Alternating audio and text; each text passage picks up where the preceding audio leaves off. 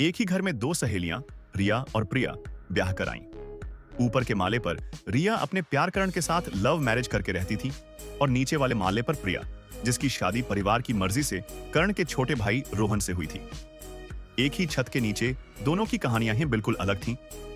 जब प्रिया दुल्हन बनकर घर में दाखिल हुई तो सास सविता जी ने आरती की थाली से उसका स्वागत किया और कहा, आज से तू इस घर की बेटी है। यह देख प्रिया की आंखें भर आईं। वहीं कुछ घंटे पहले जब रिया और करण उसी दरवाजे पर आए थे तो माहौल बिल्कुल अलग था। सविता जी ने मुंह फेर लिया था, कोई स्वागत नहीं हुआ। रिया को बस एक ठंडा कमरा दिखा दिया गया और उसे एहसास हो गया कि उसकी राह आसान नहीं होगी। अगले दिन दोनों की पहली रसोई थी।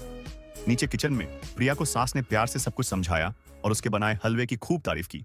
सबने उसे तोहफे भी दिए। जब ऊपर रिया अपनी रसोई में कुछ बना रही थी तो सविता जी ने आकर ताना दिया, हमारे घर में ये सब नहीं बनता, तुम्हारी माँ ने कुछ सिखाया नहीं क्या? रिया की आंखों में आंसू आ गए। समय बीतता गया। प्रिया को घर में सबका प्यार मिल रहा था, लेकिन वो और रोहन एक दूसरे को समझ नहीं पा रहे थे। दोनों में एक झिझक थी। वहीं ऊपर रिया को सास का ठंडा बर्ताव सहना पड़ता था, लेकिन करण हर कदम पर उसके साथ खड़ा था। मुश्किलों के बावजूद उनका आपसी प्यार और भी गहरा होता जा रहा था। एक रात अचानक सविता जी की तबीयत बहुत खराब हो गई। उन्हें अस्थमा का दौरा पड़ा। नीचे प्रिया घबरा गई और उसे समझ नहीं आया कि तुरंत क्या करे। शोर सुनकर ऊपर से रिया और करण भाग कर आए।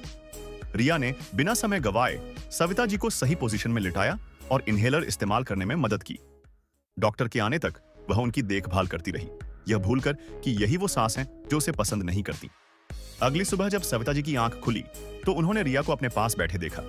उन्हें अपनी गलती का एहसास हुआ। जिस बहू को उन्होंने कभी नहीं अपनाया, उसी ने उनकी जान बचाई थी। उन्होंने रिया से माफी मांगी और प्रिया को भी पास बुलाया। उन्होंने कहा, तुम दोनों इस घर की आंखें हो। एक ने फर्ज निभाया तो दूसरी ने दिल से रिश्ता निभाया। उस दिन के बाद रोहन ने भी प्रिया को समझने की कोशिश शुरू की और घर का माहौल पूरी तरह बदल गया। शादी लव हो या अरेंज, उसकी सफलता आपसी समझ और मुश्किल समय में एक दूसरे का साथ देने पर ही निर्भर करती है।